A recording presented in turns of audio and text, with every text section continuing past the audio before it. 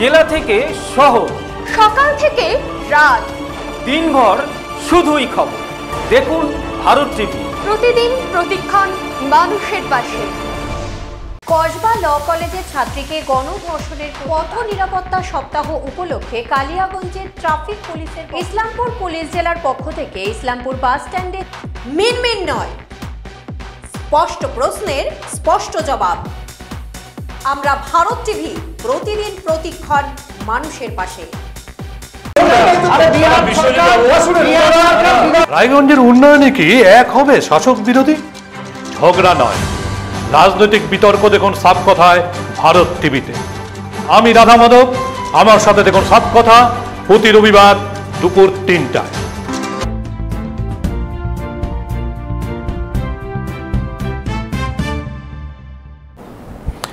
নমস্কার, ভারত টিভিতে আপনাদের স্বাগত। আপনাদের সাথে রয়েছে আমি রাধা মাধব। এই মুহূর্তে আজকে আমাদের আলোচনায় যার সাক্ষাতে আমরা রয়েছি তার সাথে পরিচয় করিয়ে দেব। রয়েছেন আমাদের সাথে আমাদের চাকুলিয়ার প্রাক্তন বিধায়ক তথা বর্তমান প্রদেশ কংগ্রেসের সাধারণ সম্পাদক আলী ইমরান রমজ মহাশয়, যিনি আমাদের কাছে ভিক্টর বলেই পরিচিত। শুরু করছি আজকের আলোচনা। ভিক্টর দা, আপনি তো এর আগেও চাকুলিয়ার বিধায়ক হিসেবে নির্বাচিত হয়েছিলেন। এই বিধায়ক নির্বাচিত হওয়ার পর চাকুলিয়াতে আপনি কি কি কাজ করেছেন উন্নয়নমূলক, একটু যদি বলেন। আমি যখন প্রথম নির্বাচিত হই তখন উপনির্বাচন হয়েছিল সারা রাজ্যে 10টা আসনের মধ্যে। তার মধ্যে আমি একমাত্র বামফ্রন্টের প্রার্থী হিসাবে আমি জয়লাভ করেছিলাম। মাত্র 1 বছর 3 মাসের জন্য আমি বাম সরকারের বিধায়ক ছিলাম।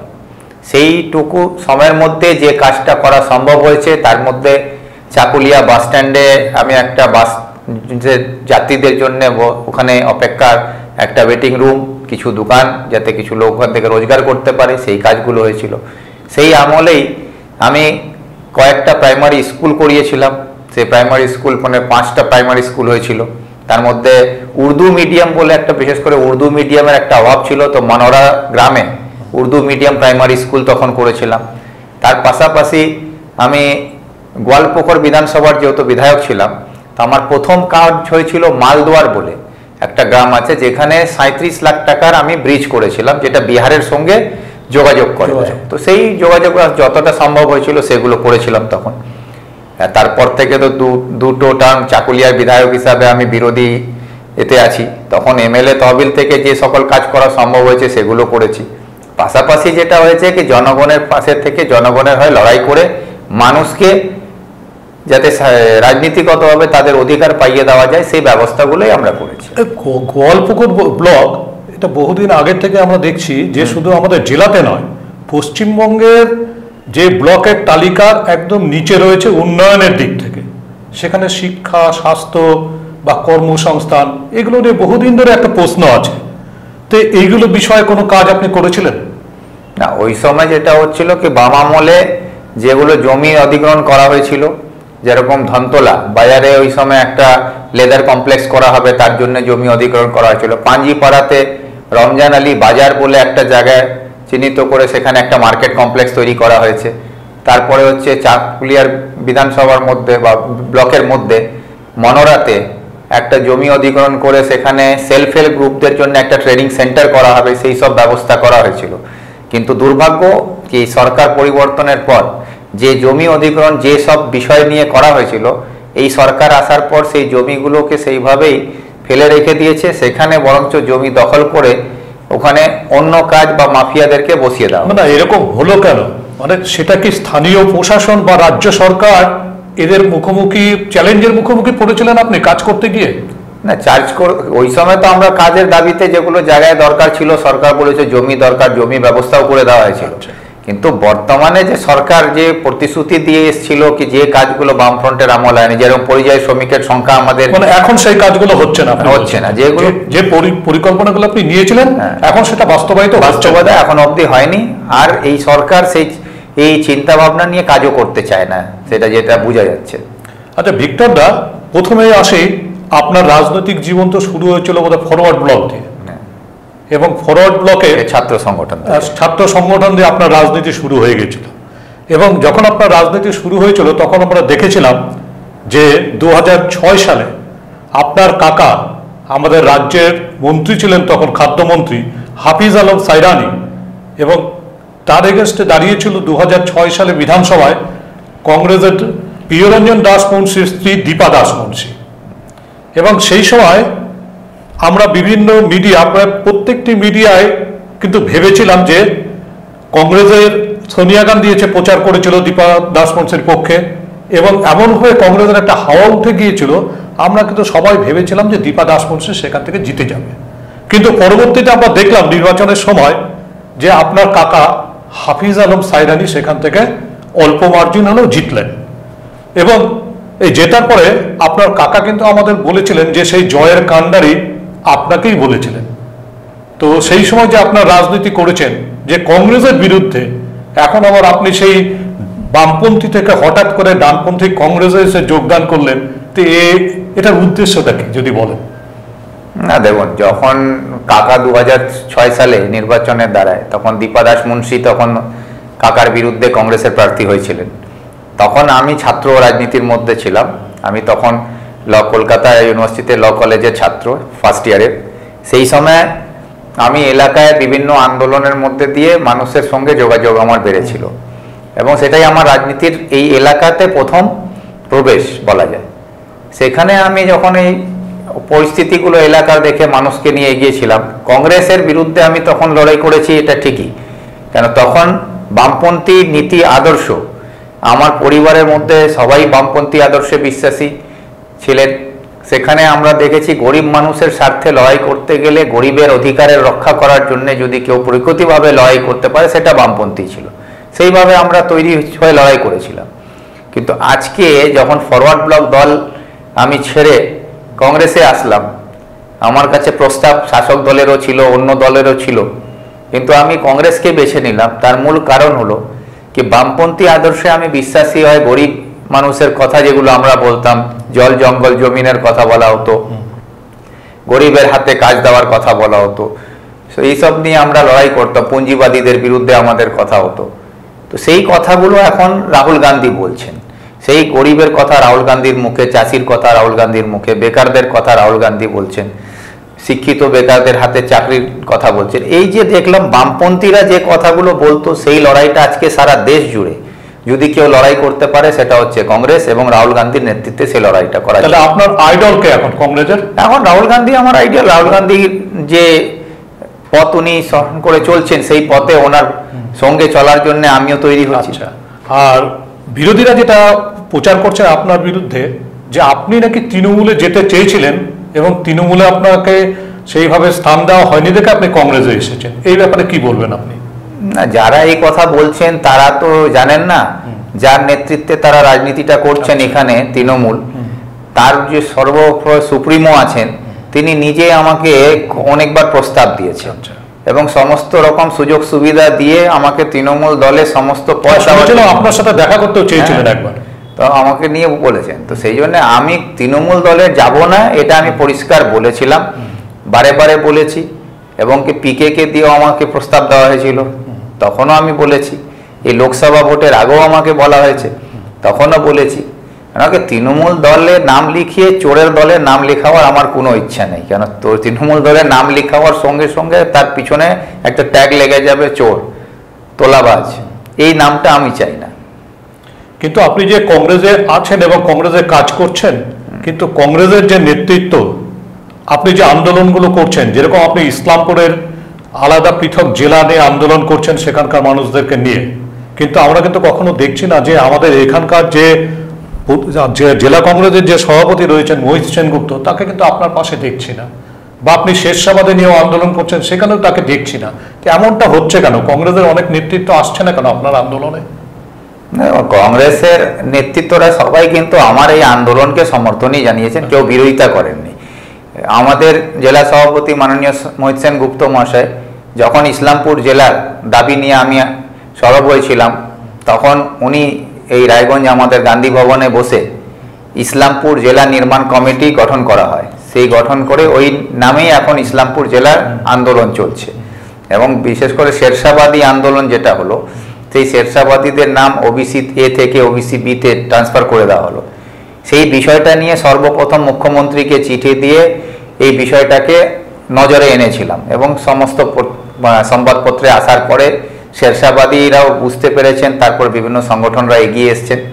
আমি যে ডেপুটেশন দিলাম সেটার জন্য আমি যখন করি আমাদের মহিষেন গুপ্ত মহাশয়কেও জানানো হয়েছিল, উনি জানতেন বিষয়টা, কিন্তু কোনো কারণে উনি একটু অসুস্থ ছিলেন সেদিন বলে উনি আসতে পারেননি। কিন্তু এমনি উনি এই আন্দোলনকে সমর্থন জানিয়ে উনিও আছেন কি এই লড়াইটা দরকার আছে।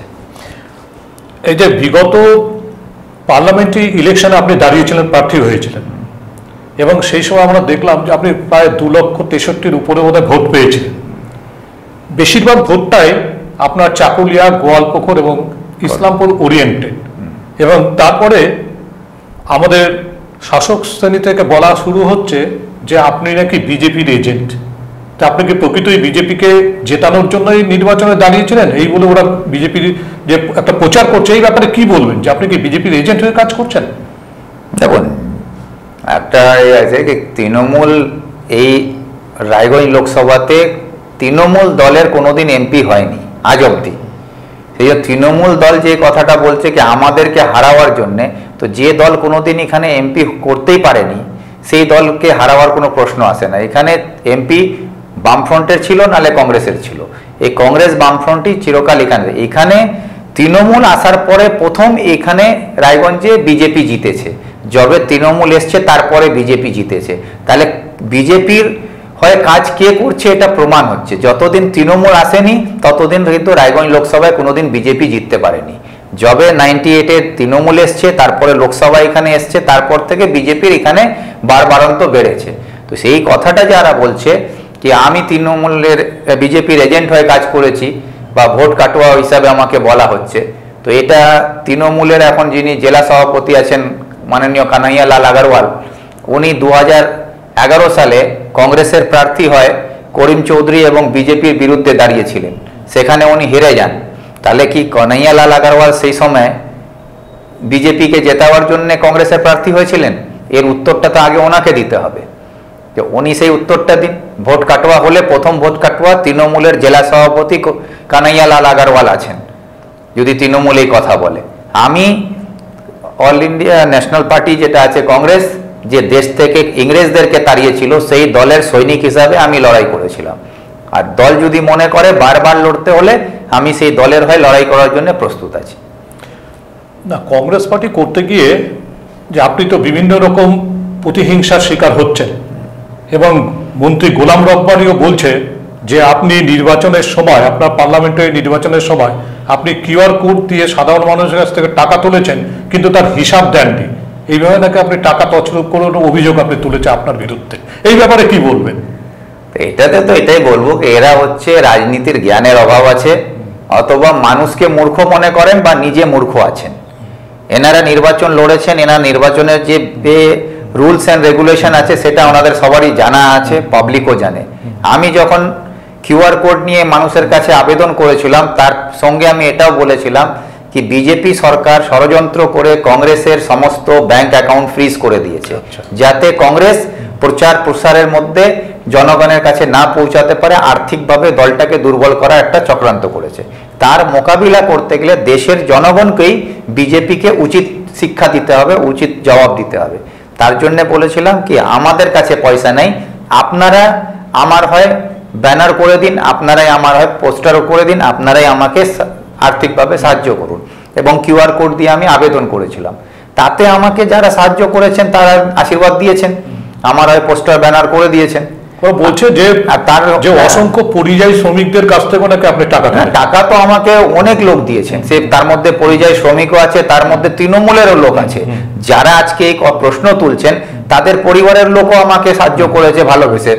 তাহলে এটা তো না, যারা সহযোগিতা করেছেন তারা আশীর্বাদ দিয়েছেন, তাদের আশীর্বাদ আমি পেয়েছি। আর সমস্ত নথি নির্বাচন কমিশনকে নির্বাচনের পরে আমি জমা দিয়েছি। তো সেখানে যদি জানার ইচ্ছা থাকে নির্বাচন কমিশনের কাছ থেকে। তারপরে মন্ত্রী আবার এটাও বলেছে যে আপনাকে চাকুলিয়া, গোয়ালপুকুর এবং ইসলামপুরের যেগুলো সংখ্যালঘু অধ্যুষিত অঞ্চল, সেখানে গেলে পরে আপনাকে সেখান থেকে মানে ধাক্কা দিয়ে তাড়িয়ে দেওয়ার জন্য ফরমান জারি করেছেন। এরকম কেন হচ্ছে? দেখুন, এটা হচ্ছে মন্ত্রী গোলাম রব্বানি এখন ভিক্টরের নামে ভয় পান। ভিক্টর ওনারাই বলতেন ভিক্টর কোনো ফ্যাক্টর না, কিন্তু এখন ভিক্টর পশ্চিমবাংলার রাজনীতিতে তৃণমূলের কাছে একটা বড় ফ্যাক্টর হয়ে দাঁড়িয়েছে। সেই জন্যে এখন যে কোনো বক্তব্য ভিক্টরকে ছাড়া হয় না, ভিক্টরের নাম উচ্চারণ না করলে তাদের মিটিং শেষ হবে না। এমনকি 21শে জুলাই শহীদ দিবস, সেই শহীদ দিবসে জনগণকে শহীদ যারা হয়েছেন তাদের সম্বন্ধে, তাদের পরিবারের সম্বন্ধে, তারা কেন শহীদ হয়েছেন সেই ইতিহাসটা বলা দরকার। সেখানে ভিক্টরের গল্প বলা হচ্ছে, তো সেখানে মনে বোঝা যায় এনে গল্প করে ভিক্টর আতঙ্কে ভুগছেন, ভিক্টরের আতঙ্কে ভুগছেন, জনসমর্থন হারাচ্ছেন। গল্প করে মানুষ এখন রব্বানিকে এই এলাকায় ঢুকতে দিচ্ছে না, সেই জন্য এখন আতঙ্কে এখন আবল টাবল বকছেন কি ভিক্টর আসলে তাকে ঢুকতে দাও না। যেখানে যেখানে উনি বলেছেন করণদিঘি, গল্পকর, চাকুলিয়া, ইসলামপুর, প্রত্যেক জায়গায় গোলাম রব্বানির নামে ধিৎকার মিছিল বের হচ্ছে। এমন অবস্থা আছে কি গোলাম রব্বানি আগামী দিনে নিজের এলাকায় বের হলে মানুষ তাকে ধিৎকার জানাবে না। আপনাকে এরকম ভাবে বলবার পর কংগ্রেস কর্মীরা দেখলাম থানার সামনে ঘেরাও করেছিল এবং সেখানে সারা রাত বসেছিল।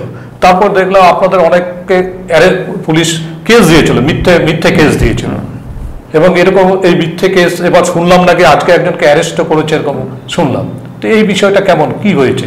দেখুন এখন হচ্ছে যখন যে কোনো সরকার যখন জনসমর্থন হারিয়ে ফেলে তো জনগণের কাছে যে যেতে পারে না, তখন পুলিশই ওদের হচ্ছে শেষ ভরসা। এখন তৃণমূলের অবস্থা হচ্ছে পুলিশ ছাড়া তারা চলতে পারবে না। এখন আমাদের কণ্ঠ রোধ করার জন্যে তারা মিথ্যা মামলার মাধ্যমে আমাদের কণ্ঠ রোধ করার চেষ্টা করছে। সেই জন্যে গতকালকে 23 জনের উপরে মিথ্যা মামলা করেছে, আবার আজকে আবার 23 জনের নামে মিথ্যা মামলা করে একজনকে হাবিবুল বলে একটা ছেলেকে অ্যারেস্ট করেছে। এই মিথ্যা মামলা দিয়ে আমাদের কণ্ঠ রোধ করতে চাইছে, ভয় দেখাতে চাইছে। আর একটা ঘটনা ঘটেছিল যে করণদিঘির যে এমএলএ গৌতম পাল, তিনি দিঘলগঞ্জে মানুষকে অপমান করে নাকি কথা বলেছে একটা অভিযোগ ছিল, এবং তারপরে আপনি সেই জায়গাতে গিয়েছিলেন এবং সেখানে পরিস্থিতিটা যদি ব্যক্ত করেন আপনাকে যেতে হয়েছিল কেন সেখানে?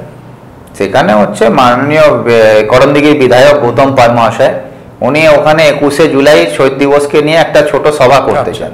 সেই সভার মধ্যে ওনার কাছে জনগণের মধ্যে থেকে একজন বৃদ্ধ মানুষ, প্রায় বয়স 70 বছর, তিনি প্রশ্ন করেছেন কি আপনি এখানে বড় বড় কথা বলছেন কিন্তু উন্নয়নের কাজের ক্ষেত্রে আপনারা যা উদ্বোধন করে গেছেন রাস্তাঘাটে সেই কাজগুলো এখনো হয়নি কেন? তাতে উনি নিজের মেজাজ হারিয়ে ওই ভদ্র মানুষটার উপরে একদম অখাদ্য ভাষায় কিছু মানে অপমানজনক শব্দ ব্যবহার করেছেন। সেই জন্যে এলাকার মানুষরাই তখন উত্তেজিত হয়, তখন গৌতম পালের উপরে চাড়াও করে দেয়। কিন্তু ওরা বলছে আপনি নাকি ওখানে গিয়ে রাজনীতি করেছেন, মানুষকে বলে ভরকেছেন। না না, তারপরে আমি তার তো এগুলো তো আপনারা আগেও টিভিতে দেখেছেন, আপনাদের চ্যানেলেও দেখানো হয়েছে। আমি তো পরে 3 দিন 4 দিন পরে গেছি। আমি গেছি যখন গ্রামে পুলিশের অত্যাচারে গ্রামে মানুষ থাকতে পারছে না, বিশেষ করে মহিলারা। 18 জন আসামি করেছে, তার মধ্যে একজনও মহিলা আসামি নাই, কিন্তু রাত্রেবেলা মহিলাদেরকে বাড়িতে থাকতে দেওয়া হচ্ছে না। মহিলাদের উপরে পুলিশ যাচ্ছে, পুরুষ পুলিশ লাগিয়ে ওখানে অত্যাচার করছে।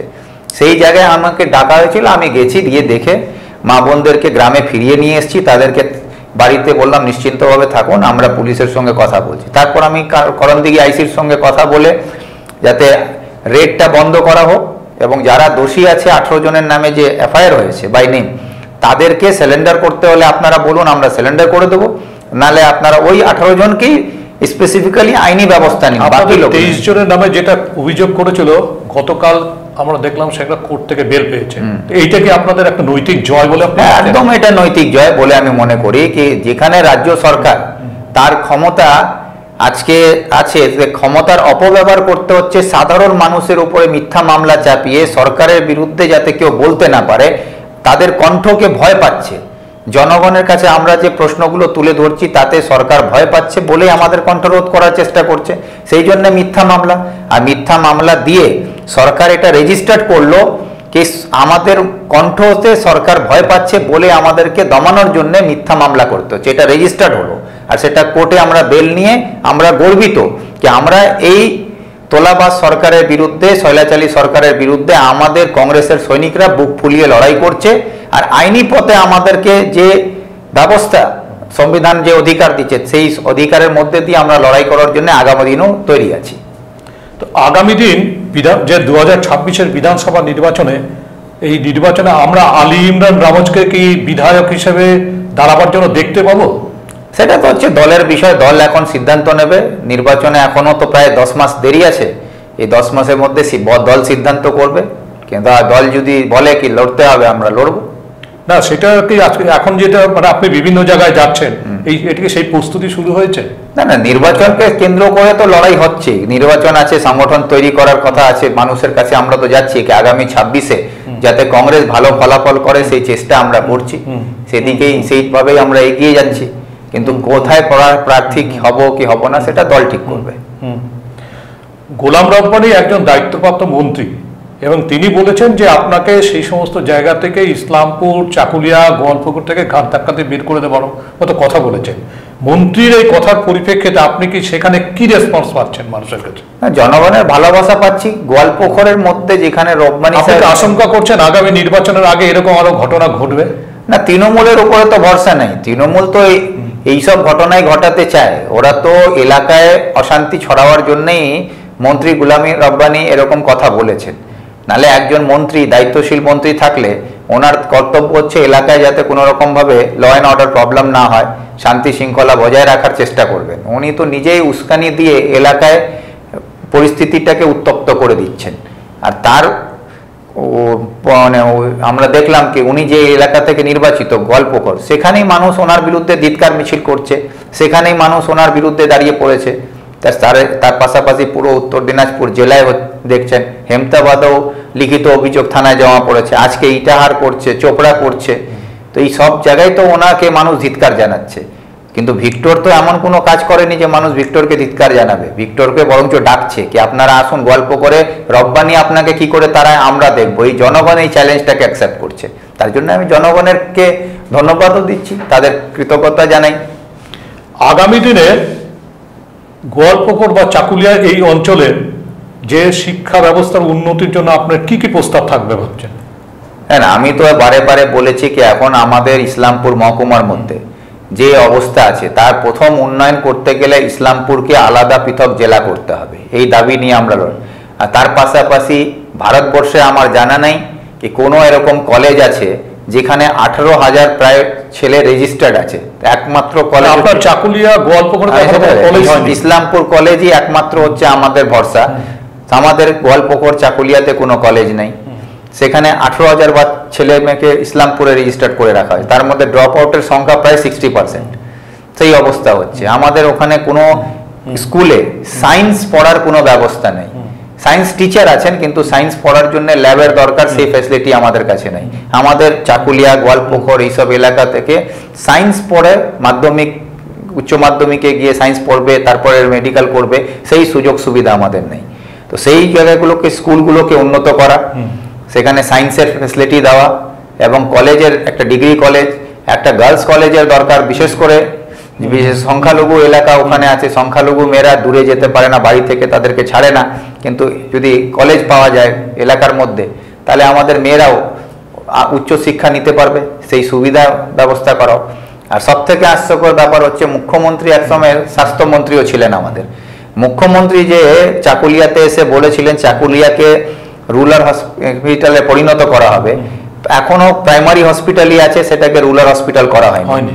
এবং আপনি গেলে ওখানে হাস্যকর বিষয় দেখবেন, বাইরে যে বোর্ড লাগানো আছে সে বোর্ডটা হচ্ছে প্রাইমারি হেলথ সেন্টার, আর ভিতরে গিয়ে দেখবেন ওখানে একটা ছোট বোর্ড লাগানো হচ্ছে, সেখানে লেখা হচ্ছে রুরাল হসপিটাল। তো এবার আপনি বলুন কি একটাই বিল্ডিং, একটাই হসপিটাল, বাইরের বোর্ডে বলছে দুটো ক্যারেক্টারই, একদিকে প্রাইমারি হসপিটাল আর ভিতরে গিয়ে দেখবেন রুরাল হসপিটাল, কিন্তু কাজ হচ্ছে প্রাইমারি, কাজ প্রাইমারিরও হচ্ছে না।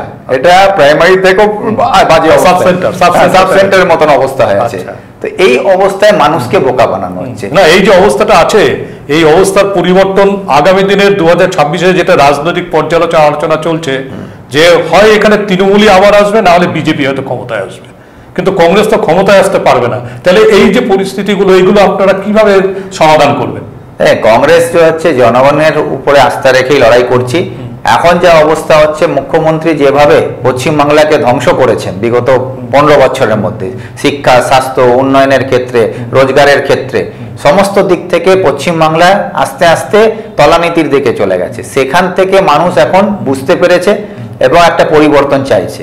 সেই পরিবর্তনের জন্য মানুষের কাছে আজকে বিকল্প হচ্ছে দেশের অবস্থা আর রাজ্যের অবস্থা প্রায় একই।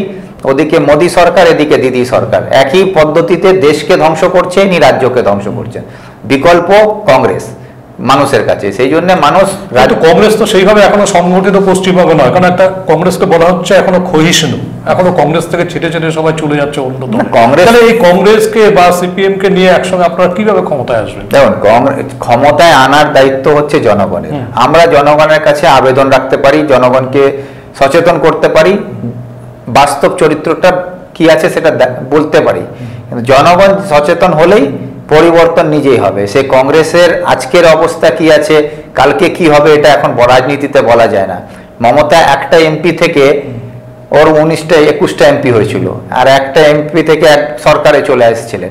তো সেই কখন পরিবর্তন ঘটে আসবে, যেটা তেলেঙ্গানাতে হলো। তেলেঙ্গানা তো আমরা ভাবিনি কি কংগ্রেস সরকার করবে, কিন্তু তেলেঙ্গানাতে কংগ্রেসের সরকার জনগণই তৈরি করে দিয়েছে। না, একটা প্রচলিত কথা আছে, বা কথা না, এটা একটা রাজনৈতিক বিশ্লেষণ আছে যে মমতা বন্দ্যোপাধ্যায় ক্ষমতায় আসার পর থেকে, তৃণমূল ক্ষমতায় আসার পর থেকে কংগ্রেস সিপিএম কে ভেঙেছে, এবং এই কংগ্রেস সিপিএম কে ভাঙাতে বিজেপি কিন্তু বেড়েছে। এই বিজেপি যখন বেশি মাত্রায় বেড়ে যাচ্ছে, তখন তো আবার কংগ্রেসকে এবং সিপিএম কে সাথে নিয়ে তো আবার রাজনীতিতে আসতে পারে মমতা বন্দ্যোপাধ্যায়। সেই ক্ষেত্রে কি আপনারা যাবেন তৃণমূলের সাথে? তৃণমূলের সঙ্গে যাওয়ার কোনো প্রশ্ন নাই। যতক্ষণ বাংলাতে একটা কথা আছে না, কি নারা একবারই বেলতলায় যায়, তো 2011 একবার চলে গেছে, কংগ্রেস বুঝতে পেরেছে, সেই জন্য আর যাবে। আর যে হচ্ছে মমতা ব্যানার্জি, পশ্চিমবাংলায় যে দল তৈরি হলো তৃণমূল, এই দলটা 1998 সালে যখন তৈরি হয়, তার আগে আপনারা যদি দেখেন ইতিহাসটা, কি আরএসএস তৈরি করেছে বিজেপি কে 1980 সালে। তারপরে পশ্চিমবাংলায় আরএসএসই তৈরি করলো তৃণমূল দল। তো এই বিজেপি আর তৃণমূল এই দুটোই হচ্ছে আরএসএস এর। আপনি এটা যখন বলছেন, আপনি এটাও আবার তাহলে ভাবুন যে পশ্চিমবঙ্গে মমতা বন্দ্যোপাধ্যায় ক্ষমতায় এসেছে কংগ্রেসকে সাথে নিয়ে, তাহলে আপনারাই তো মমতা বন্দ্যোপাধ্যায়কে রাজ্যে আনবেন। ওইটাই তো বলছি আমরা, নারা একবার বেলতলায় গেছে, নারা একবার বেলতলায় গেছে, তখন বাম আন্দোলন, বাম সরকারের বিরুদ্ধে আন্দোলন ছিল। কিন্তু মমতার যে বিশ্বাসঘাতক করবে তার চরিত্রটা বুঝতে তখন আমাদের নেতৃত্বরা পায়নি। পরে যখন বুঝেছে, আজকে সারা পশ্চিমবাংলা জেনে গেছে কি মমতা হচ্ছে একজন বিশ্বাসঘাতক, বাংলার মানুষের কাছে উনি মির্জাফর হিসাবে পরিচিত হয়েছে। আপনারা কংগ্রেসরা ইংরেজদের সঙ্গে ফাইট করে আসছেন, কংগ্রেস সেই সময় কংগ্রেস ছিল প্ল্যাটফর্ম আমাদের স্বাধীনতা আন্দোলনে। তো এই আন্দোলনের লোকেরা তারা কি চিনতে পারলো না যে মমতা বন্দ্যোপাধ্যায় কি ধরনের হবে, তৃণমূল কি ধরনের আচরণ করবে? আসলে তখন দেখুন, দীর্ঘদিন ধরে একটা সরকার, প্রায় 34 বছর একটা সরকার শাসন করেছে, তার বিরুদ্ধে একটা অ্যান্টি ইনকাম্পেন্সিভ একটা তৈরি হয়েছিল, এবং কংগ্রেসও চাইছিল বামফ্রন্টকে সরাতে, কিন্তু মমতা ব্যানার্জি সঙ্গে মিলে যদি সরানো যায়, সেই জন্য একটা সরকারকে সরিয়ে বিকল্প কিছু ভালো ভেবে চিন্তা ভাবনা করা হয়েছিল, কি বদল হলে কিছু ভালো উন্নতি হবে। আপনার তো ক্ষতি হয়ে গেল, কিন্তু উল্টো রাজ্যের ক্ষতি হলো, কংগ্রেসকে ভাঙা শুরু করলো, কংগ্রেসকে ক্ষতি করলো, বাংলার ক্ষতি করলেন। তো এই যে ক্ষতি করেছেন, এটা বুঝতে সময় লেগেছে। কংগ্রেসেরও প্রচুর ক্ষতি করেছেন উনি, কিন্তু উনি কংগ্রেসকে ক্ষতি করেছেন, বামফ্রন্টকে ক্ষতি করেছেন, কিন্তু বিজেপিকে উন্নতি করেছেন, বিজেপিকে এনে পশ্চিমবাংলায় বসিয়েছেন। আজকে বিজেপি যে পশ্চিমবাংলায় 77টা এমএলএ, এতগুলো এমপি, 9টা এমপি, এখন এই যে অবস্থাতে চলে গেল, এই জায়গায় নিয়ে যাওয়ার পিছনে মমতা ব্যানার্জির হাত আছে। তো মমতা ব্যানার্জি বিজেপি দলেরই নেত্রী, উনি আরএসএস এর এজেন্ট হিসাবে পশ্চিমবাংলায় কাজ করেন। আর তার প্রমাণ বারবার আমরা পাচ্ছি, কি যে একটা সংখ্যালঘুর উপরে বিজেপি যেভাবে আক্রমণ করে, সে দিল্লি থেকে একটা আইন পাস করছে, সেই আইনটাকে কার্যকরী করার কাজ মুখ্যমন্ত্রী করছেন, যেটা আমরা দেখলাম ওয়াকফ বোর্ডকে নিয়ে। ওয়াকফ বোর্ডের অ্যামেন্ডমেন্ট অ্যাক্টের বিরোধিতা করার জন্য সারা রাজ্যের মানুষ চাইছিলেন, কিন্তু মমতা ব্যানার্জি করতে দিলেন না, ওটাকে আটকে দিলেন। এখন ওবিসি, সেটার মধ্যে যে সংখ্যালঘু, তার উপরেই হামলা করলেন উনি, শেরশাবাদীদের সমস্ত রিজার্ভেশন অধিকার কাড়িয়ে নিলেন। তো সেখানে মমতা ব্যানার্জি যে কাজগুলো করছেন, এই যে পরিযায়ী শ্রমিক বাঙালি বলে এখন ভিন রাজ্যে আমাদের উপরে অত্যাচার হচ্ছে, এটাও একটা বিজেপির চক্রান্ত। কেন বাংলাতে এটা নিয়ে তো আপনাদের সেরকম আন্দোলন হচ্ছে না, মমতা বন্দ্যোপাধ্যায় যেভাবে আন্দোলন, মমতা ব্যানার্জি আন্দোলন বলছেন, মমতা ব্যানার্জি আন্দোলন করছেন, তো এটা মমতা ব্যানার্জি আন্দোলন করছেন না, মমতা ব্যানার্জি নাটক করছেন। ওনার পরিযায়ী শ্রমিকরা অত্যাচার হচ্ছে কোথায়? তাদের উপর আক্রমণ হচ্ছে কোথায়? উড়িষ্যাতে, মহারাষ্ট্রে বা অন্য কোনো রাজ্যে, দিল্লিতে হচ্ছে। তো মমতা ব্যানার্জি ওয়াকফের আন্দোলন করার জন্য পরামর্শ দিচ্ছেন দিল্লি যাও, তাহলে আজকে পরিযায়ী শ্রমিকরা যেখানে আক্রান্ত হচ্ছে সেই রাজ্যে গিয়ে উনি আন্দোলন করছেন না। কলকাতাতে বা উত্তর দিনাজপুরে এখানে তো কোনো পরিযায়ী শ্রমিকের উপরে কোনো হামলা, সমস্ত রাজ্যে তো আপনাদের কংগ্রেসেরও আমাদের কংগ্রেস তো করছে। কংগ্রেস তো পরিষ্কার বলছে কি এই পরিযায়ী শ্রমিকরা যারা বাঙালি ভাষার জন্য আজকে হচ্ছে এখানে আক্রান্ত হচ্ছেন, তাদেরকে রক্ষা করতে গেলে সংবিধানকে রক্ষা করতে হবে। সেই জন্য সংবিধানই একমাত্র পথ হচ্ছে যেখান থেকে আমরা সমস্ত মানুষের অধিকার রক্ষা করতে পারবো। বাংলাভাষী হোক, হিন্দিভাষী হোক, উড়িয়াভাষী হোক, সবারই সমান অধিকার যে আছে দেশে। একটা রাজ্য থেকে অন্য রাজ্যে গিয়ে কাজ করা, সেখানে সম্পত্তি কেনা, সেখানে চাকরি করা, সেই অধিকারটা রক্ষা করতে গেলে সংবিধানকে রক্ষা করতে হবে। সেই লড়াইটা তো কংগ্রেস করছে, সারা দেশ জুড়ে আমরা করছি। কলকাতাতে আমি কনভেনশন করেছিলাম, সংবিধান বাঁচাও দেশ বাঁচাও, সমস্ত রাজনৈতিক দলকে নিয়ে আমি করেছিলাম। আমাদের রাজ্য থেকে আপনার গোয়ালপুকুর, চাকুলিয়া এই সমস্ত জায়গা থেকে প্রচুর পরিমাণ লেবার মাইগ্রেশন হয় বিভিন্ন রাজ্যে, এবং এখানে কোনো কর্মসংস্থান নাই। এইগুলো নিয়ে কি আপনারা কোনো আন্দোলন করবেন না? একদম করবো, এই নিয়ে আমরা বারে বারে বলেছি। আমরা তো এটাই নিয়ে তো আমি বলেওছি কয়েকবার কি আমাদের মাননীয় মন্ত্রী গোলাম রব্বানী সাহেব আমাদের ফুড প্রসেসিং ডিপার্টমেন্টের মিনিস্টার ছিলেন। আমাদের এখানে বসবাস করছে শ্রমিকেরা, অথচ পরিবার পরিজন নিয়ে তাদেরকে দিল্লি, হরিয়ানা, পাঞ্জাব সেখানে গিয়ে থাকতে হবে কেন? এখন যারা পরিযায়ী শ্রমিকরা বাইরে যাচ্ছেন তাদেরকে যদি রোজগার দেওয়ার সরকারের চিন্তা ভাবনা থাকে তাহলে আমাদের জেলাতেই দিতে পারে। এখন যদি ইসলামপুরকে একটা জেলা করা যায়, সেখানে অনেক রোজগার বেড়ে যাবে। সেখানে বিধাননগরে এত বড় আনারস চাষ হয়, সেই আনারসের জন্য একটা ফুড প্রসেসিং ডিপার্টমেন্ট যদি করা হয়, ইন্ডাস্ট্রি করতে পারতেন। গোলাম রব্বানী নিজে ওই মন্ত্রী ছিলেন, মন্ত্রী থাকার কারণে করতে হয়। যদি ইসলামপুর যে পৃথক জেলা আপনি চাচ্ছেন, হ্যাঁ, এটা আপনি কোন এরিয়াটাকে নিয়ে আপনি চাইছেন? আমি করণদিঘি থেকে নিয়ে চোপড়া, করণদিঘি থেকে চোপড়া, যেটা আমাদের একটা কথা চলে, যেটা সূর্যাপুরি অর্গানাইজ, সূর্যাপুরি বলে আমি বলছি না, যেটা 1956 1 নভেম্বর বিহার থেকে যে মাইগ্রেট করে বেঙ্গলে সামিল করা হয়েছে, নাগর ব্রিজের পর থেকে সোনাপুর অবধি এই পুরো পোর্শনটা বিহারে ছিল। সেটাকে 1956 সালের 1 নভেম্বর বেঙ্গলে যুক্ত করা হয়, যাতে বেঙ্গলটাকে সম্পূর্ণ করা যেতে পারে, রায়গঞ্জ থেকে দার্জিলিংকে যুক্ত করার জন্য। তো সেই জায়গায় বিধানচন্দ্র রায় আমাদের কংগ্রেসের নেতা এবং রাজ্যের মুখ্যমন্ত্রী ছিলেন। উনি তখন এসে ইসলামপুরে 1959 সালে ইসলামপুরকে মহকুমা ঘোষণা করেছিলেন, এবং সেখানে বক্তব্যতে বলে গেছেন, ওইটা অন রেকর্ড আছে, সেখানে উনি বলেছেন কি আজকে আপনারা বিভিন্ন ভাষার মানুষ, আপনাদের কালচার আলাদা, আপনাদের খাওয়া দাওয়া আলাদা। কংগ্রেস যদি ক্ষমতায় কোনোদিন আসে তাহলে আপনার ইসলামপুর জেলা হচ্ছে। কংগ্রেস আসুক বা না আসুক, সহযোগী হয় তাহলে এটা বিধানচন্দ্র রায় আমার নেতা যে প্রস্তাব দিয়ে গেছিলেন কি আমরা যদি 1958 মহকুমার পরিকাঠামো তৈরি হলে এটাকে পরে আমরা পৃথক জেলা করব, এবং সেই যখন পশ্চিম দিনাজপুর আলাদা হয়, উত্তর দিনাজপুর তৈরি হলো, দক্ষিণ দিনাজপুর তৈরি হলো, তখন একটা হাইকোর্টে মামলা হয়েছিল 1992 সালে। সেখানে হাইকোর্টকে জ্যোতি বসু তখন মুখ্যমন্ত্রী, ওনার আমলেও অ্যাফিডেভিট করে বলতে হয়েছিল কি ইসলামপুর জেলার দাবি উঠেছিল কোর্টে, যখন বলেছিল হাইকোর্ট কি না ইসলামপুর জেলার দাবিটা হচ্ছে বৈধ। যখন হাইকোর্ট বলেছে বৈধ, জ্যোতিবাবুর সরকারে উনি বলেছেন কি না আমরা ইসলামপুরকে আলাদা জেলা করব। এই যে আমাদের কাছে একটা ডকুমেন্ট আছে এবং একটা দাবি, দীর্ঘদিনের দাবি, এবং বাস্তবে এটা দরকার, তো সেই অধিকার নিয়ে আমি লড়াই করছি। কিন্তু কংগ্রেস তো সর্বতভাবে সহযোগিতা করছে না আপনাকে এই ব্যাপারে। দেখুন, এটা কংগ্রেস সহযোগিতা করছে না এটা বলা ভুল। এইটা যখন আমার নেতা বিধানচন্দ্র রায় যখন বলে গেছেন, তো যখন আমার সর্বোপরি নেতা যে ছিলেন, আপনার জেলা প্রেসিডেন্ট কেউ তো আমরা দেখছি না আপনার সঙ্গে আন্দোলনে, এই আন্দোলনের পাশে। জেলা প্রেসিডেন্ট আন্দোলনে নেই, ওটা ঠিক আছে, উনি এমনিও বড় কোনো আন্দোলন তাই আমি তো ওনাকে পাই না আমরা, উনি আন্দোলনে অতটা নেই, পিছন থেকে সহযোগিতাতে আছেন। ওনারই নির্দেশে ইসলামপুর জেলা নির্মাণ কমিটি তৈরি হয়েছে। আগামী দিনে কি পরিকল্পনা আছে আপনার কংগ্রেস পার্টিকে নিয়ে? আপনার অঞ্চলে কি পরিকল্পনা আছে মানুষের পাশে দাঁড়াবার জন্য? আমি তো সবসময় মানুষের স্বার্থেই লড়াই করে যাচ্ছি। যে কোনো মানুষের উপরে অন্যায় অত্যাচার, যে কোনো সরকারের ভুল নীতি, তার বিরুদ্ধে আমি সরব হওয়ার চেষ্টা করি, যতটা পারি মানুষের পাশে থাকার চেষ্টা করি। এই নিয়ে আগামী দিনেও আমাদের লড়াই চলবে।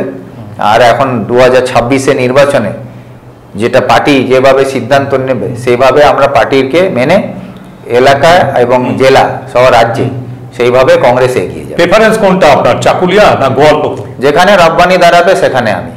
রব্বানি যদি গোয়ালপুকুরে দাঁড়ান তাহলে আপনি গোয়ালপুকুরে আছেন, বলুন কেন? যেখানে রব্বানি সেখানে।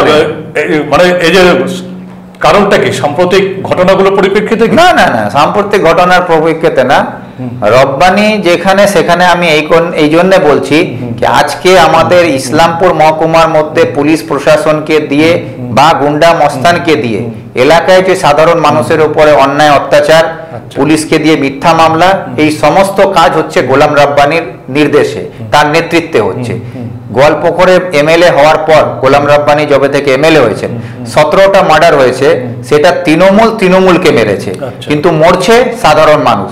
তাদের পরিবার এখনো তাকিয়ে আছে তারা কখন বিচার পাবে। সেই পরিবারদের পাশে থেকে রব্বানির মোকাবিলা করে সেই এলাকার মানুষদেরকে যাতে আমি একটা সুস্থ পরিবেশ দিতে পারি, মানে উদ্দেশ্য গোলাম রব্বানিকে হারানো। গোলাম রব্বানি যেখানে সেখানে আমি লড়বো এটা বলছেন, কিন্তু যেখানে গোলাম রব্বানি তার সেটা কোন দল থেকে? কংগ্রেস? কংগ্রেস দলে আছি তো কংগ্রেসই থাকবে। আমি যদি অন্য দলে যাওয়ার ইচ্ছা থাকলো তাহলে কংগ্রেসে থাকতাম কেন? তৃণমূল যদি এখন আপনাকে আবার প্রস্তাব দেয় আপনি যাবেন? আগে রব্বানিকে বাঁচাক না তৃণমূল, তারপরে দেখ। আমি আমার দলের দিকেই লড়াই করব। তৃণমূল ডাকলে যাবেন না? না না, তৃণমূল দল থাকবে না তো। রব্বানি কেন, অন্য কেউ তো হতে পারতো। হ্যাঁ, রব্বানিকে পাল্টে দিক তৃণমূল। রব্বানি টিকিট পাবে কিনা আগে, এটা এখন একটা বড় প্রশ্ন দাঁড়িয়ে গেছে। তৃণমূল দলেই এখন রব্বানির টিকিট পাবে কিনা এটা কোনো ব্যক্তিগত আক্রোশ আছে কি? ব্যক্তিগত আক্রোশ আমার রাজনীতিতে কারো সঙ্গে নাই। আমি রব্বানির কে এই জন্য বলছি কি রব্বানি সাহেব যবে থেকে নির্বাচিত হয়েছেন এলাকায় একটা ভালো কাজ উনি করেন, বরঞ্চ গোয়ালপুকুরের মানুষ যে বহুদিন ধরে মন্ত্রী আছেন, দুবারের মন্ত্রী, যবে থেকে উনি হয়েছেন এলাকার মানুষ কিন্তু শান্তিপ্রিয় মানুষ। গোয়ালপুকুরে প্রিয়রঞ্জন দাস মুন্সি আমাদের এমপি ছিলেন, দীপা দাস মুন্সি ওখান থেকে নির্বাচিত হয়েছেন, আমার বাবা ওখান থেকে 4 বার নির্বাচিত, আমার কাকা 3 বার নির্বাচিত হয়েছে, তার আগেও কংগ্রেস ওখান থেকে ছিল, বাবা ছিল। কিন্তু সেই এলাকার মানুষ, আমি ওখান থেকে প্রথমবার নির্বাচিত হয়েছি, সেই একদম শান্তিপ্রিয় মানুষ। চাকুলিয়াতে তো এখন তৃণমূলের বিধায়ক আছে। হ্যাঁ আছে। তো সেখানে কি ধরনের উন্নয়ন হচ্ছে? কোনো উন্নয়ন নেই, উন্নয়নের নামে শুধু ফিতা কাটা হচ্ছে, রাস্তার উদ্বোধন হচ্ছে কিন্তু রাস্তার কাজ হচ্ছে না, কলেজের উদ্বোধন হচ্ছে। সেখানে আপনি তো চাকুলিয়াতে আপনি ছিলেন, তাহলে এই চাকুলিয়ার বিধায়কের বিরুদ্ধে আপনি দাঁড়াবেন না কেন? আমি তো এটা বলছি না, আমি বললাম রব্বানি যেখানে সেখানে আমি। তো রব্বানি যদি চাকুলিয়া যে আসুক, রব্বানি ক্ষমতা থাকে, রব্বানি যেখানে থাকবে আপনি সেখানে আছেন। আমি রব্বানির যেখানে ডাকবে আমি সেখানে আছি। আমি এটাই হচ্ছে রব্বানি। দেখুন আমি রব্বানি এই জন্য বলছি, লিফটারের টার্গেট আমার রব্বানি। টার্গেট রব্বানি নয়, টার্গেট হচ্ছে এলাকায় শান্তি। আর শান্তি ফিরিয়ে আনার জন্য আমাদের ইসলামপুর মহকুমাতে রব্বানিকে সরানো দরকার আছে। এটা যদি মানুষ না বুঝে, তৃণমূলে অন্যায় অত্যাচার, আমাদের পুলিশের অত্যাচার যে বাড়ছে, এবার তাহলে সংখ্যালঘু ভোট আপনার গোয়ালপুকুরে বা চাকুলিয়া যেখানেই হোক, আপনি এবং রব্বানি যেখানে ফাইট করেন, সংখ্যালঘু ভোট কার পক্ষে যাবে, আপনার পক্ষে না রব্বানির পক্ষে? এটা তো মানুষ বিচার করবে। কংগ্রেস দল সংখ্যালঘু ভোট বা মেজরিটি ভোট নিয়ে তো রাজনীতি করে না, আমরা মানুষের জন্য রাজনীতি। আর আমি কোনোদিন যে ছোট থেকে বড় হয়েছি, আমি কোনো বিশেষ একটা জাতি ধর্মকে নিয়ে আমি বড় হইনি। আমি হচ্ছে আমাদের পরিবার এটাই শিখিয়েছে কি সবাই আমার আপন, আমি সবাইকে নিজের মতন আপন করেই আমি লড়াই করি তাদের অধিকার জন্য। না, গত পার্লামেন্ট ইলেকশনে আপনি যেভাবে সংখ্যালঘু ভোট পেয়েছেন গোয়ালপুকুর এবং চাকুলিয়া থেকে, আপনি কি আশাবাদী আপনি রব্বানির থেকে বেশি সংখ্যালঘু ভোট পাবেন আপনি দাঁড়ালে? না, সেটা তো লোকসভা ভোটে তো সেটা প্রমাণ হয়ে গেছে কি লোকসভা ভোটে আমি তো গোয়ালপুকুর এবং চাকুলিয়াতে তৃণমূল থেকে বেশি ভোট পেয়েছি। না, আরেকটা জায়গায় ফিরে আপনি রব্বানিকে নিয়ে আরেকটা কথা বলছিলেন কি, ওটা একটা বলুন তো। না, রব্বানিকে নিয়ে বলছি না, আমি এটা বলছি রব্বানি সাহেব নির্বাচিত হওয়ার পর থেকেই এলাকায় অশান্তি বেড়েছে। সাধারণ মানুষের যে সুস্থ পরিবেশে যে কেন কি উনি কি করছেন? উনি তৃণমূল দলে আসার পরে উনি মস্তানি আর গুন্ডা আর পুলিশ এই তিনটেকে মানুষের উপরে অন্যায় অত্যাচার করার জন্য ছেড়ে দিয়েছে। ওনার পঞ্চায়েতের প্রধান থানার সামনে গুলি মেরে আরিফ বলে একটা ছেলেকে আসিফকে মেরে দিল, তার বিরুদ্ধে কোনো ব্যবস্থা উনি নিচ্ছিলেন না, আমাদেরকে গিয়ে তাকে গ্রেফতার করাতে হলো। পুলিশকে দিয়ে একটা 16 বছরের ছেলে আনজার, তাকে শুধু ও প্রশ্ন করেছিল কি আরিফের মার্ডার হলো, তার বিচার হবে কিনা, এই প্রশ্ন করাতে তাকে মন্ত্রীর উপস্থিতিতে মন্ত্রীর গুন্ডারা পিটালো, তারকে পিটিয়ে তারপর রাত্রেবেলা ওকে পুলিশ ধরতে চলে গেল এবং তাকে মিথ্যা মামলায় জড়িয়ে দেওয়া হলো। তাকে আমি রেখে সিলিন্ডার করিয়ে তার বেল করালাম। তো এই যে অন্যায়গুলো হচ্ছে, আবার কিছুদিন আগে দেখা গেল গল্প করে আবার মার্ডার হলো। এই যে মার্ডারগুলো হচ্ছে, একটাও মার্ডার কিন্তু তৃণমূলের বিরুদ্ধে অন্য কোনো পার্টির নেই। তৃণমূলের মধ্যে তো এই দ্বন্দ্ব আছে যে তৃণমূলকে মারছে, একটা গোষ্ঠী দ্বন্দ্ব আছে, এটা আমরা দেখতে পাচ্ছি, প্রকাশ্যে আছে। এবং তাহলে কি এই যে ওদের যে গোষ্ঠী দ্বন্দ্ব, এর মধ্যে কি একটা ফ্যাকশন আপনার সাথে থাকছে রাজনীতিতে? অবভিয়াসলি থাকছে, যারা ভালো চায়, এলাকার শান্তি চায়, তারা অবশ্যই আমার সঙ্গে থাকছে। আচ্ছা, কিন্তু আমার বক্তব্য হচ্ছে কি, যে হচ্ছে কাণ্ডারি, রাজ্যে কাণ্ডারি হচ্ছেন মুখ্যমন্ত্রী, তাকে সরানো দরকার। দেশের কাণ্ডারি এখন হয়ে গেছে মোদী, তাকে সরানো দরকার। ভিক্টরের টার্গেট কি যুব সমাজকে আবার উদ্বুদ্ধ করা? অবভিয়াসলি আমি তো বারবার বলি যে আমাদের নতুন প্রজন্ম যারা মনে করে রাজনীতিটা খারাপ, এইটাই বড় জিনিস যে নতুন প্রজন্মকে, যুব সমাজকে আনবার জন্য আপনি কি কি করবেন রাজনীতিতে? আমাদের শিক্ষিত নতুন প্রজন্মকে আসা দরকার। এই দেশটা হচ্ছে আমাদের নতুন প্রজন্মের দেশ, তারাই হচ্ছে দেশের ভবিষ্যৎ।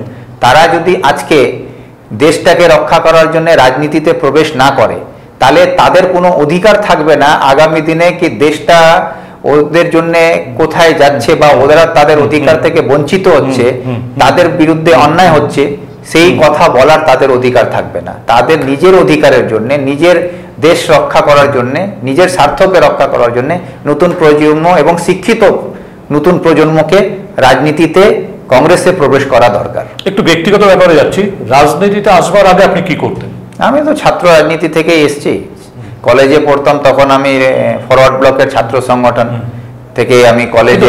ফরওয়ার্ড ব্লক ছেড়ে কংগ্রেসে? ফরওয়ার্ড ব্লক ছেড়ে আমার আসার কারণটা নয়, ফরওয়ার্ড ব্লক দল আমি ছাড়তাম না। কারণ আপনার বাবা, আপনার কাকা সবাই তো ফরওয়ার্ড ব্লকের একটা ভালো জায়গাতে ছিলেন এবং সংগঠনটাকে আপনারাই ধরে রেখেছিলেন এদিকে।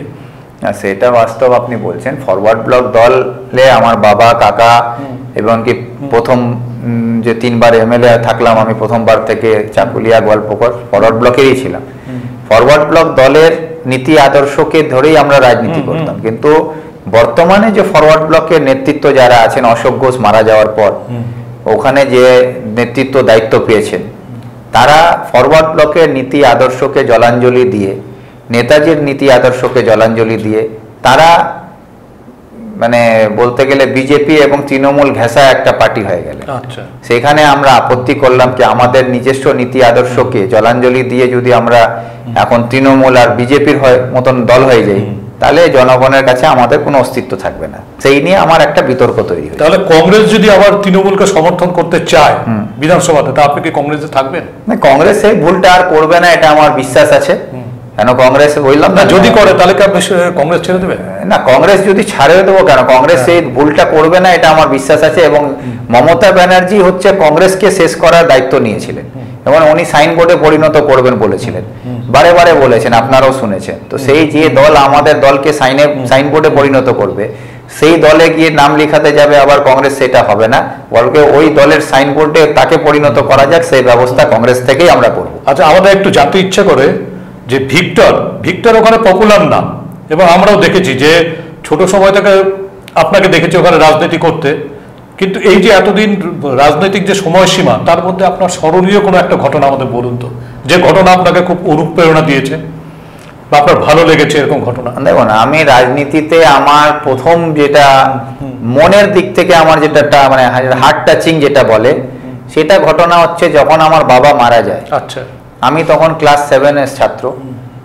আমি আর আমার কাকা, যিনি মন্ত্রী ছিলেন, হাফিজ আলম সাইরানি সাহেব, আমরা বাবার ডেড বডি আনতে যখন এখান থেকে যাই, তখন রাত্রে আমাকে বারাসাতে গিয়ে বাবার ডেড বডি ওদিক থেকে আসছিল। আমি বারাসাতে জানতেন প্রচুর লোক বাবার গাড়িকে ঘিরে মালা, ফুল এগুলো চড়াচ্ছিলেন, শ্রদ্ধাঞ্জলি দিচ্ছিলেন। সেখানে আমি বাবার ওদের ট্রাকে উঠে আমি তাকাই যখন, তা আমি বাবাকে দেখতে পাই না, একটা কফিন বক্স খালি দেখতে পাই। সেই আবার ওই গাড়ি সঙ্গে রাত্রেবেলা ফিরি। ভোর 4টার সময় আমরা যখন চাকুলিয়া এলাকায় ঢুকি, কানকি, তখন মোটামুটি 5টা প্রায় বাজছে। তখন ওখানে প্রায় ওই সময় মানে হয়তো 20,000 বা 25,000 লোকের একটা জমায়েত ছিল ওই ভোরবেলা।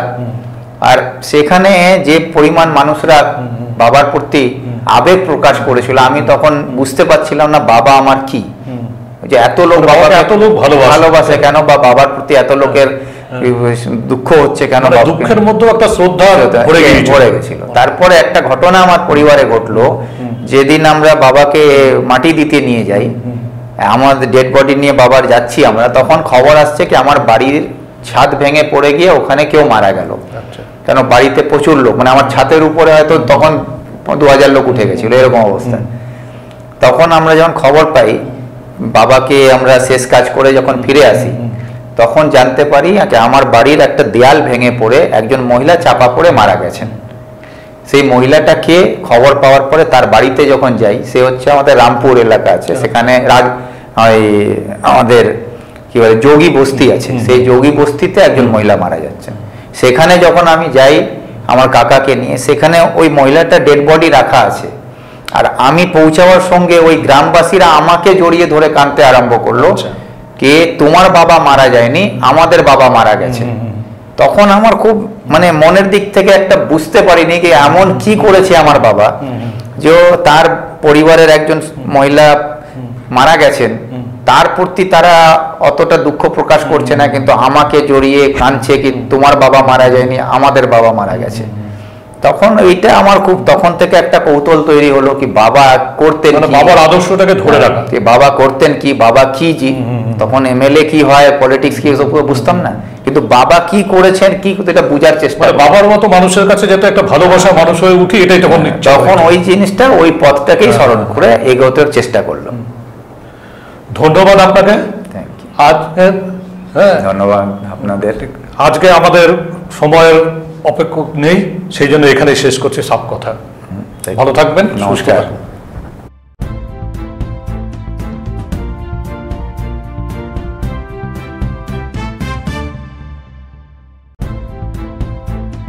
দেশ থেকে রাজ্য, জেলা থেকে শহর, সকাল থেকে রাত, দিনভর শুধুই খবর।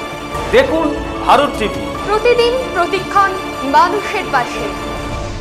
কসবা ল কলেজের ছাত্রীকে গণধর্ষণের পথ নিরাপত্তা সপ্তাহ উপলক্ষে কালিয়াগঞ্জের ট্রাফিক পুলিশের ইসলামপুর পুলিশ জেলার পক্ষ থেকে ইসলামপুর বাস স্ট্যান্ডে মিনমিন নয়, স্পষ্ট প্রশ্নের স্পষ্ট জবাব। আমরা ভারত টিভি, প্রতিদিন প্রতিক্ষণ মানুষের পাশে। রায়গঞ্জের উন্নয়নে কি এক হবে শাসক বিরোধী? ঝগড়া নয়, রাজনৈতিক বিতর্ক দেখুন সাপ কথায় ভারত টিভিতে। আমি রাধা মাধব, আমার সাথে দেখুন সাপ কথা প্রতি রবিবার দুপুর 3টায়।